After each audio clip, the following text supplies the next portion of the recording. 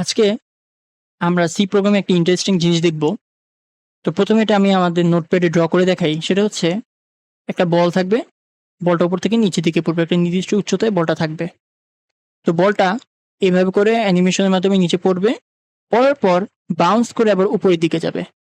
এটা আমরা আজকে সি প্রোগ্রামে দেখাবো। তো এটার জন্য আগে আমাদের মানে ন্যাচারালি ভাবতে হবে যে আসলে এটা কি হয়? প্রকৃতিতে কি ঘটে? একটা বলকে যখন আমি উপর থেকে নিচে ফেলাই তখন বলটা কেন একই উচ্চতায় যায় না? কারণ বলটা যখন বাউন্স হয় তখন কিন্তু কিছু এনার্জি লস হয়। এনার্জি লসের কারণে যেই বেগে যদি ভি বেগে ও হচ্ছে গিয়ে ভূমিতে আঘাত করে, ও কিন্তু ভি বেগেই উপরের দিকে যাবে না। ও যাবে এর থেকে একটু কম বেগে। আমি ধরে নিই ভি প্রাইম বেগে। কেন যাবে? কারণ এখানে এনার্জি লসের কারণে ওর বেগটা একটু কমে যাবে। কমে যেয়ে একই উচ্চতায় যাবে না, এর থেকে কিছু কম উচ্চতায় যাবে।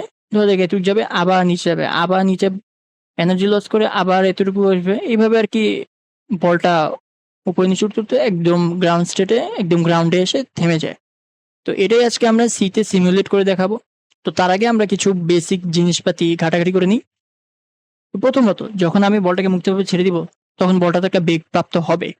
আমি ওটা ধরে নিই V1 এবং আমরা সবাই ছোটরা জানি V equals to u plus g t মুক্তভাবে পড়ন্ত বস্তুর ক্ষেত্রে। এখন এখানে আদিবেগ ইউ প্লাস জি। ওকে। আমি প্রতি 0.1 সেকেন্ডের জন্য এখানে পরিবর্তনটা হিসাব করব। বেগের পরিবর্তন এবং কতটুকু দূরত্ব যে কতটুকু উচ্চতা থেকে নিচে নামে এগুলো আমি সব 0.1 সেকেন্ডের জন্য হিসাব করব। যেহেতু ক্ষুদ্র পরিবর্তন হিসাব করতেছি, তাহলে আমি 0.dt ইকুয়ালস টু 0.1 ধরে নিই একদম ক্ষুদ্র সময়। তাহলে এটা আমি ধরে নিব ডিটি, টি এর জায়গায় ডিটি। এখন আদিবেগ তো শূন্য, যেহেতু কোনো বল মানে কোনো বেগ দিয়ে আমি ছাড়িনি এবং জি এর মান সবাই জানি 9.8 এবং ডিটি এর মান 0.1। তাহলে 0.1 সেকেন্ড এটা কতটুকু বেগ অর্জন করবে? এটা বেগ অর্জন করবে 0.98 মিটার পার সেকেন্ড। এতটুকু বেগ অর্জন করবে। আচ্ছা, তারপর আমাদের কতটুকু দূরত্ব নামবে? তাহলে S1 equals to V1 DT এতটুকু দূরত্বে নামবে, তাই তো? তো এতটুকু দূরত্বে নামলে আমাদের V এর মান হচ্ছে কি 0.98 ইন্টু 0.1, ডিটি এর মান 0.1, এটা হবে 0.098 মিটার এতটুকু নিচে নামবে। ওকে। আচ্ছা, এটা তো গেল প্রথম 0.1 সেকেন্ডের ক্ষেত্রে। দ্বিতীয় 0.1 সেকেন্ডের ক্ষেত্রে কি হবে? দ্বিতীয় 0.1 সেকেন্ডের ক্ষেত্রে আমি ধরে নিই V2, তখন আদিবেগটা কি V1 এবং জি ডি টি। আচ্ছা, এই তো। তাহলে আমাদের V1 আদিবেগ কত ছিল? 0.98 প্লাস 9.8 ইন্টু 0.1। তো এটা আমাদের দাঁড়াবে 1.96 মিটার ইনভার্স 1। ওকে, এটা হচ্ছে গিয়ে আমাদের দ্বিতীয় ক্ষেত্রে বেগটা, দ্বিতীয় 0.1 সেকেন্ডের ক্ষেত্রে বেগটা। তাহলে S2 কি হবে? S2 হবে V2 ইন্টু ডিটি, তাই তো? এটাই তো হবে। ওকে, তাহলে এভাবে করে আমরা S2 টাও বের করবো। তো টোটাল তাহলে কতটুকু দূরত্ব নামলো? টোটাল দূরত্ব নামলে হচ্ছে গিয়ে S1 প্লাস S2, তাই তো? অর্থাৎ পূর্বের কতটুকু নামছে, পূর্বে কতটুকু নামছে ওইটার সাথে আমি এখন কতটুকু নামছে যোগ করছি, তাই তো? তাহলে আমাদের নতুন S হচ্ছে গিয়ে এটা। আচ্ছা, এভাবে করে আমরা এটা প্রোগ্রামে সিমুলেট করব। আরেকটা জিনিস, যখন এখানে এনার্জি লস হচ্ছে তখন কিন্তু বেগটা কিন্তু আবার উপরে যখন যাচ্ছে তখন কিন্তু বেগটা ঋণাত্মক হচ্ছে। অর্থাৎ আমাদের ভি প্রাইম কি হচ্ছে? ভি প্রাইম হচ্ছে গিয়ে আমাদের ঋণাত্মক বেগটা, মানে এই উপর থেকে যে বেগটা আসছে এটা তো পজিটিভ। যখন উপরের দিকে আবার যখন যাবে বলটা তখন বেগটা কিন্তু ঋণাত্মক হয়ে যাবে। আর আমি ধরে নিই যে কারণ এনার্জি লস হচ্ছে, তো এনার্জি লসের কারণে আমাদের বেগটা একটু কমে যাবে। তো আমি ধরে নিই এনার্জি লসটা হচ্ছে 0.8। কোনো কিছুকে যখন একে ছোট দিয়ে গুণ করব তখন সেটা কিন্তু ছোট হয়ে যায়। যার কারণে আমার ভি প্রাইমটা কিন্তু ছোট হবে। তো প্রতিবার আমি ধরে নিই 0.18 আমাদের এনার্জি লস হচ্ছে প্রতিবার। এটাই আমরা এখন প্রোগ্রামে সিমুলেট করব যে কিভাবে করা যেতে পারে।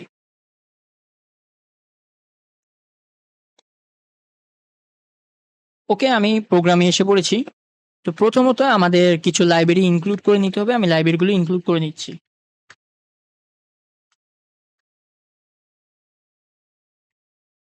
এটা আমাদের বেসিক প্রিন্টএফ যে ফাংশন ওইটার লাইব্রেরিটা, এবং আমাদের স্ক্রিনটাতে আমরা যেটা অ্যানিমেশন করব আমাদের কিছু টাইম স্লিপ দরকার, যে টাইম একটু যাতে ধীরে চলে, অর্থাৎ টাইম গ্যাপ যাতে থাকে। এর জন্য আমাদের আরেকটা লাইব্রেরি ইনক্লুড করে নিতে হবে।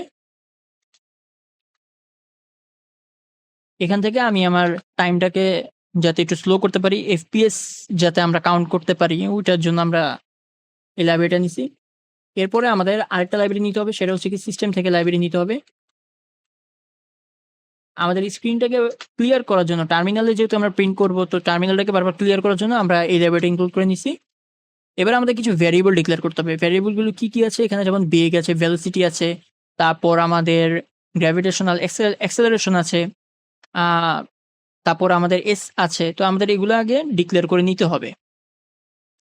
এর আগে আমার স্ক্রিনের হাইট আর ওয়েট, অর্থাৎ দৈর্ঘ্য প্রস্থ কতটুকু হবে এটা আমি ডিফাইন করে নিই।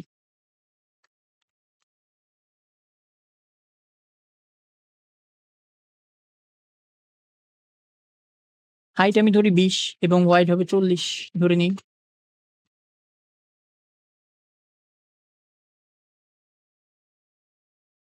আচ্ছা, আচ্ছা।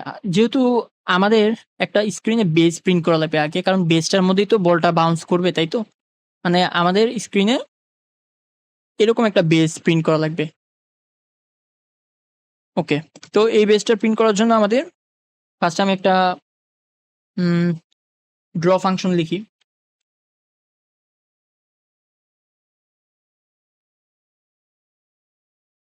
তো যেহেতু আমাদের বেজটা প্রিন্ট করব, আমাদের টার্মিনালে যেহেতু প্রিন্ট করব, আমাদের একটু চিন্তা করতে হবে যে ফার্স্ট এ আমাদের এখান থেকে সব এম্পটি থাকবে। এই হচ্ছে গিয়ে আমাদের টার্মিনাল। এই টার্মিনালে ফার্স্ট এ সব এম্পটি থাকবে। এখান থেকে সব এম্পটি থাকবে। এইখানে যেয়ে আমাদের বেজটা প্রিন্ট হবে, তাই তো? তো এটার জন্য আগে আমি একটা i চালাবো। যে i টা ফার্স্ট এ এরকম স্পেস প্রিন্ট করবে। i টা যখন হাইটের সমান হয়ে যাবে, তখন কি হবে? তখন আমাদের j প্রিন্ট করবে। এখন যেহেতু আমাদের i টা তো চলবে এইভাবে। কিন্তু j টা আমাদের চালাতে হবে এইভাবে। তো j টা এইভাবে স্পেস প্রিন্ট করতে থাকবে। দেন হচ্ছে গিয়ে এটা প্রিন্ট হবে। তো আমরা এর জন্য হচ্ছে গিয়ে i আর j ২ টা ভেরিয়েবল ডিক্লেয়ার করে নিই। ওকে। এবার হচ্ছে আমি একটা লুপ চালাবো। i চলবে আমাদের হাইট পর্যন্ত। তাহলে i আমাদের ছোট থাকবে। হাইট মাইনাস হাইট পর্যন্তই থাকুক এবং আয়ের মান প্রতিবার বাড়বে।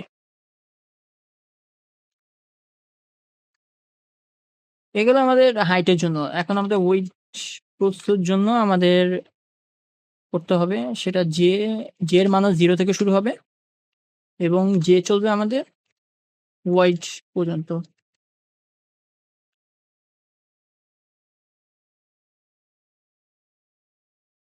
আচ্ছা, এখন আমাদের মেইনলি প্রিন্ট করতে হবে। কি প্রিন্ট করতে হবে? আবার একটু ভাবি যে ফার্স্টে আমাদের কি স্পেস প্রিন্ট করতে হবে। এভাবে করে যখন এর মান যখন হাইটের সমান হয়ে যাবে তখন কি আমাদের এই যে এই বেসটা প্রিন্ট করতে হবে। তো এর জন্য আমাদের কি করতে হবে ফার্স্টে? তাহলে আমাদের একটা কন্ডিশন লাগাই দিই যে যখন আমাদের i কার সমান হয়ে যাবে? উম হাইট, হাইট মাইনাস 1 এটার সমান হয়ে যাবে তখন আমি চাচ্ছি বেসটা প্রিন্ট করতে।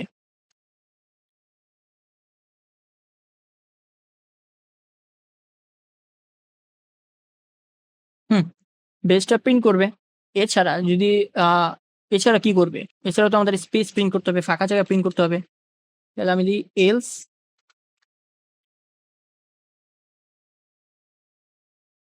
হ্যাঁ, খালি জায়গায় প্রিন্ট করবে। ওকে। এখন এটা আমরা জাস্ট এখন মেইন ফাংশনে চালিয়ে দেখি কি হয় আসলে।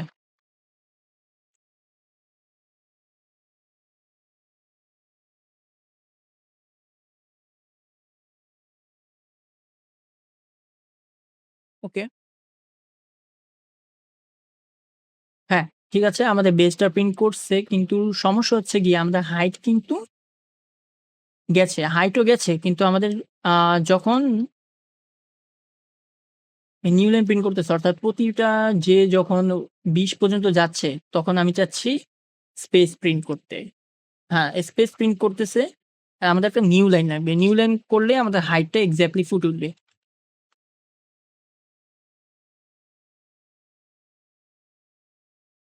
ওকে, এখন দেখি।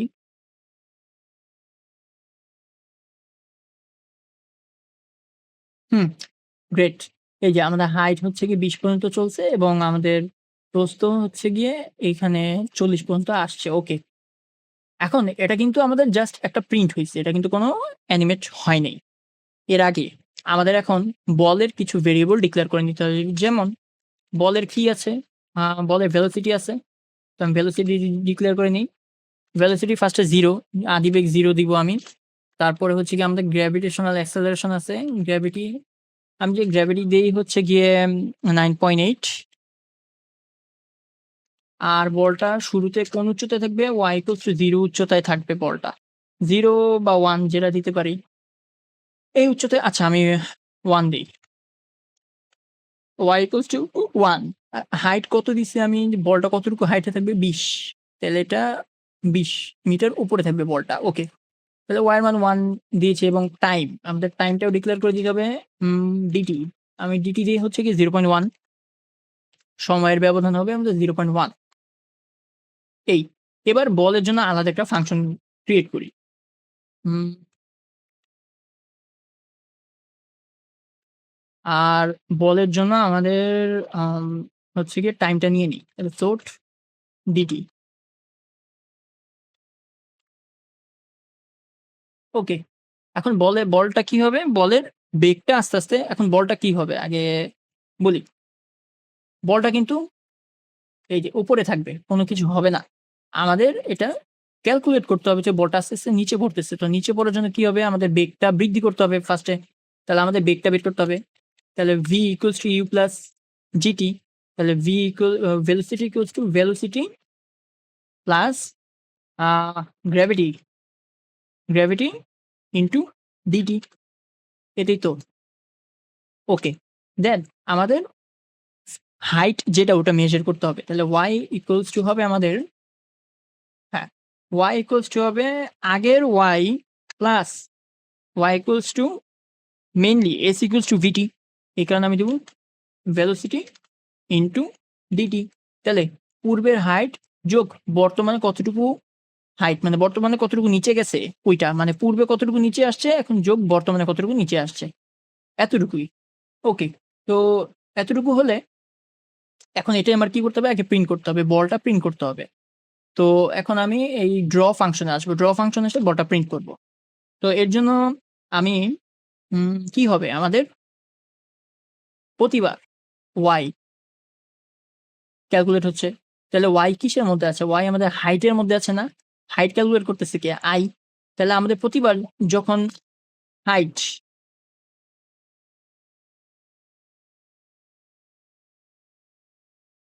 তাহলে আমাদের এখন প্রতিবার যখন হাইট i এর সমান হবে মানে ইফ আমাদের y, y যখন আমাদের i এর সমান হবে তখনই তো আমি প্রিন্ট করতে চাচ্ছি এবং আমি চাচ্ছি যে স্ক্রিনের মাঝখানে প্রিন্ট করতে। ঠিক আছে? তো স্ক্রিনের মাঝখানে যদি প্রিন্ট করতে চাই আচ্ছা ওটায় পরে আসি।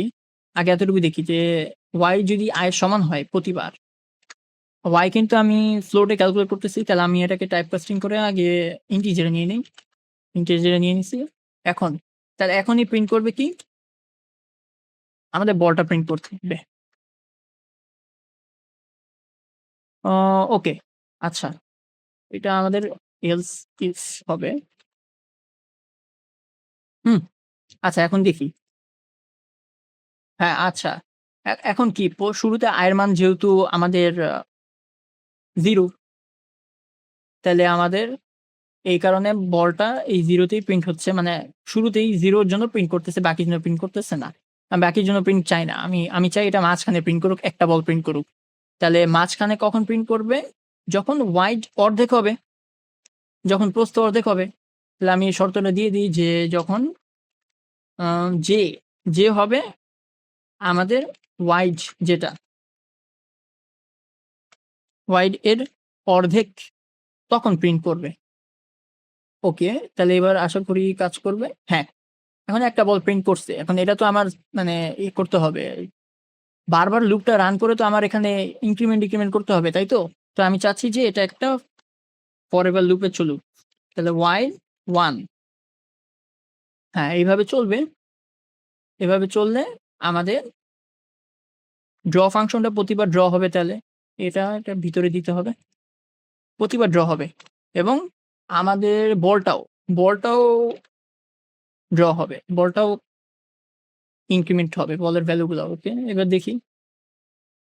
আচ্ছা, বলের টাইম নিয়ে নিই আমি।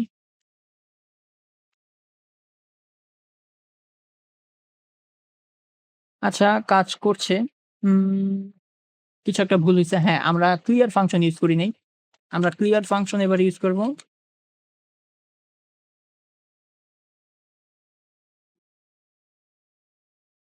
TLS এটা হচ্ছে আমার টার্মিনালটাকে প্রতিবার ক্লিয়ার করবে। ওকে, আচ্ছা, এবার দেখি।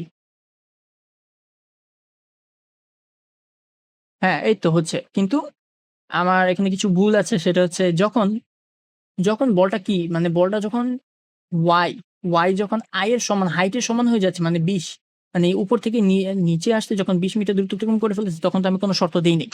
তাহলে এই শর্তটা আমি দেই যে এখন y ইকুয়ালস হবে হাইট -1।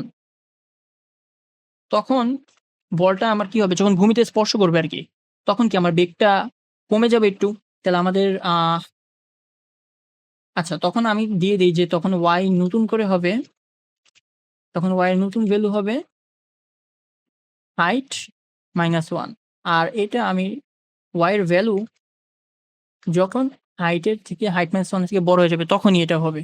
তখনই y এর নতুন ভ্যালু হবে হাইট -1 এবং ভেলোসিটি, ভেলোসিটি হবে পূর্বের ভেলোসিটির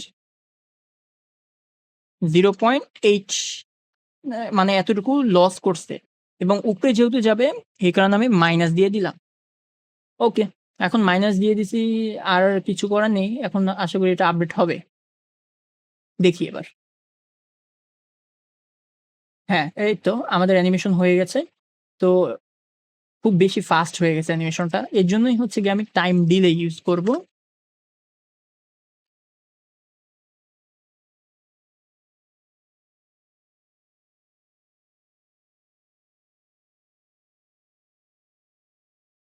হুম, এবার দেখি।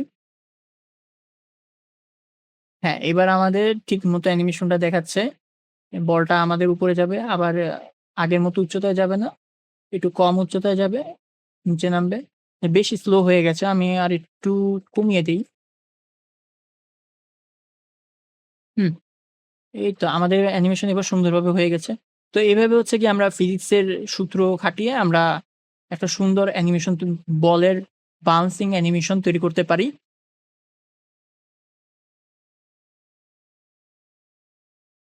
বলটা এখন থেমে গেছে।